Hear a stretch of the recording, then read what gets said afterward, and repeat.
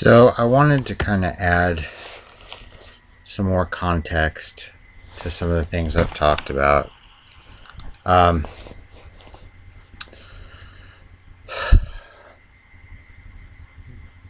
Basically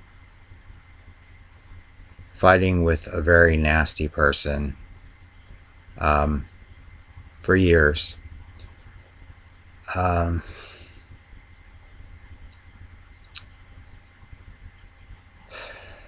As I've mentioned, after having testicular cancer, I took my ex-wife back to court because not having a fair custody agreement had bothered me for years. And this is an important point. In what I consider to be fair and civilized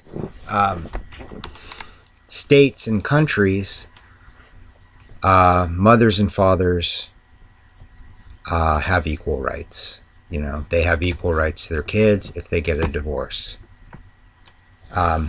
Here in the U.S., some states are going that direction, but there's huge lobbying forces from lawyers groups who benefit from having moms and dads fight in court.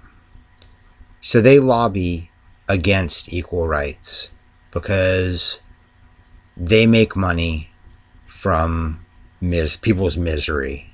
They don't care how it affects families as long as they can make a buck.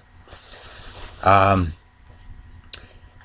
that's the way it is in Texas. Even though it's 2021, we still act like, dads are the primary breadwinners and they're out working and the moms are just, staying home with the kids. And we all know that's not really the way the world works anymore. It's not the 1950s. Most parents, both people have to work. It's just not that way. So, granting all the parental rights automatically to moms and screwing dads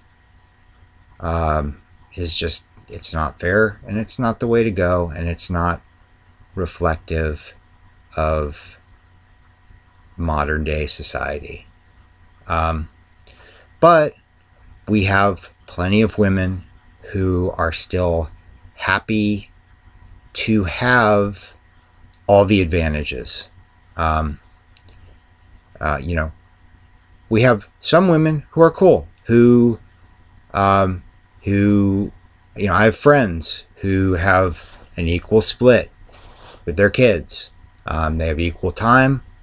One person isn't paying the other money, etc. That's if you're a decent person. But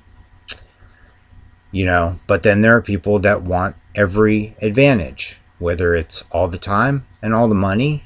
And I'm dealing with one of those, 11 years or more since my divorce. With twins. Her and her husband are getting all the tax breaks. I've paid child support this whole time. Gets deducted from my bank account every month. I've never been able to claim not one of my kids on my taxes. Not only do they get child support, they get disability money. They got big fat disability checks when I first was granted disability. And they get it every month. And that's supposed to be my kids' money. And when I took my ex back to court, I made them, as part of as part of our settlement, I was supposed to co-manage the kids' money. Of course, she has not shown any documentation with what she's doing with that disability money, but that's the kids' money. And I guarantee it's not being spent in a way that I would agree with. But have I pushed it? No. And when I brought it up the last time, my ex basically pretended or claimed that she didn't know what I was talking about. I guess she didn't read the divorce settlement that she signed, or the custody settlement that she signed, but it's in there. These videos, she's already won because my kids, heavily influenced by her, don't want to come over here anymore. She kisses their ass. She throws money at them. She does things like putting a Keurig in their room when they're 15. I wouldn't do that. I don't think it's good for 15-year-olds to have unlimited coffee, or tea or whatever, unlimited caffeine. Whenever they were coming over here, they would basically mock me by telling me how they were getting sodas at Dollar General and stuff like that. And I'm diabetic. I don't think it's good for them to eat a lot of sugar. But it's not, I can't control the way that she's raising them. And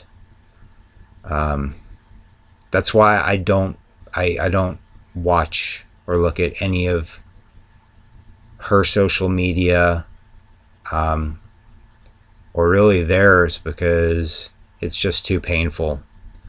The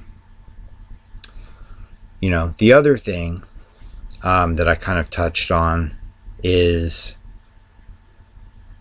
when I first got together with my current wife, or very soon afterwards, within probably the first year of us being together, she called the cops. My ex called the cops on us because of a video that I was making with my twins, just having fun. My ex has a real issue with drugs because her dad was into heroin, and that traumatized her growing up. So now, she's really, really sensitive about drug depictions, etc. Even though, I won't go there, but, even though there are people around her that still use. So, she basically justified calling the cops on us because of that, because of her fear and her trauma from her childhood surrounding drugs. Well, the cops did a welfare check. We were eating dinner. Then that turned into a CPS call. So we had to deal with that when my wife was pregnant with our son. So that was stressful. And of course they dismissed it because we are not doing drugs. We have a loving home. Our refrigerators are filled with food. I'm dealing with a person who thinks that CPS is their personal agency to use to retaliate against us. While people are being, while kids are being legitimately beaten, neglected, not fed, not cared for, being in super dangerous environments, we have a loving home that's basically built for kids, and we're getting threatened with CPS because I have the nerve to try to fight for my rights, my parental rights. So that's what I've had to deal with. And that was the first time. And then when I took her back to court, just to try to get an equal shake, not trying to gain any advantage or anything like that, just straight 50-50. Someone called CPS again, and I'm not sure if it was my ex, her lawyer, or someone from the guardian ad litem's office. There was one woman, an older woman in the guardian ad litem's office, who I complained about, and she very well may have retaliated against us, and called CPS. So we had to go through another CPS investigation. And again, they found nothing and they dropped it. And recently, I have it on my phone, when I was, here we are, 2 years after that case, we settled. I got a slightly better deal, slightly less child support, but she ended up actually getting more money because now she gets the disability money as well. I got a little bit more time with the kids, and I had them a lot over the summer of 2020, until they decided, supposedly, they haven't even expressed this to me, so I don't know where exactly it's coming from. They decided they wanted to take a quote unquote break that's turned into September, October, November, December, January, February. Now it's March 1st. So 6-month break.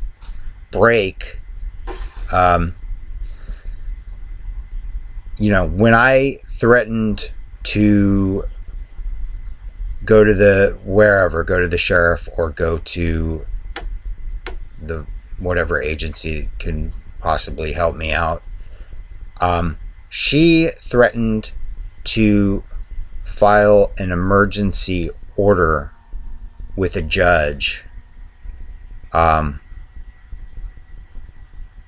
saying that our house is unsafe. I honestly, I don't know what she thinks, but our house has already been investigated by the guardian ad litem's office and CPS twice. There's no issues. It's all a power trip on her part.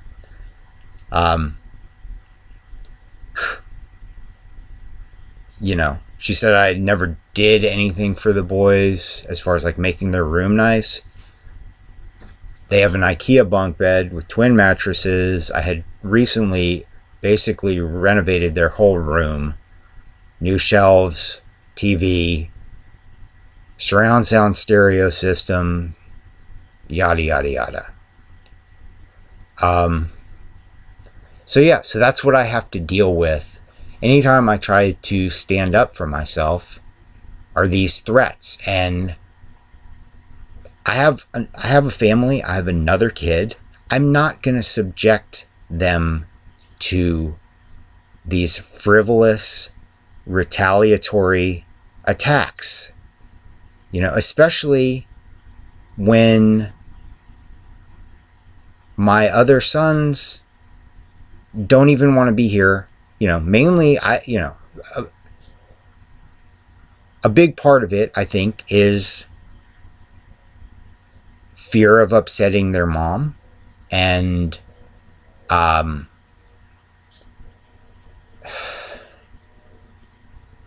basically, she's manipulated them and probably coerced them with stuff, with material stuff. So I think that's a big part of it. But if they don't even want to be here, then what's the point? If they don't love me and they don't want to be here and they don't think I have anything to offer, I'm not gonna fight for people that don't want to be a part of my life anymore. I've done it. I've always tried to be as much of a part of their life as I could, despite serious opposition. And I just don't want to do it anymore. I have health issues and I have a family, and I don't need it. I don't need it. You either love me or you don't. You either want to be here or you don't. I don't need that to fight that kind of evil in my life. I just don't, but the system, like the guardian ad litem's office and the courts, are super stacked against dads. And the only way that we're going to get any justice is through serious court reform. And honestly, I think that if people abuse the system, such as CPS, there should be, if you make a frivolous CPS call, there should be some repercussions from that. People should not be able to just abuse the system like that for their own petty reasons and have there be no repercussions. Because, there are kids that are dying, basically, and CPS doesn't have the resources to deal with it. And meanwhile, people are using it as their own petty revenge force, and that's not right. The other thing that I mentioned also, in one of my videos a few days ago, was talking about, I brought up being a hoarder, kind of jokingly. I have a lot of stuff, but basically my ex has accused me of that. My mom has accused me of that, while meanwhile dumping all of our old stuff on us repeatedly over the years. And then the guardian ad litem, accuses, and granted, this is a guardian ad litem who was like 27, had just started, I think had like 6 months of experience, has probably never been in a real hoarder house. She called us hoarders, and I'm like, our house is clean. We have a ton of shit, but you can walk around. It's not like hoarder houses, real hoarder houses that I've been in. So basically, I was just talking in response to that bullshit. Yeah, fun stuff. It's been really fucked up and painful over the years for all of us. So I understand my boys not wanting to deal with this shit at all anymore. But at the same time, you know, I feel like they're picking the wrong side, because I would never make frivolous CPS calls against people.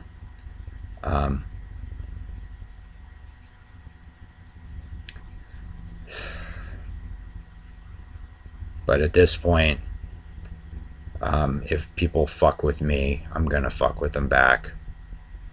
I'm not gonna just take it lying down.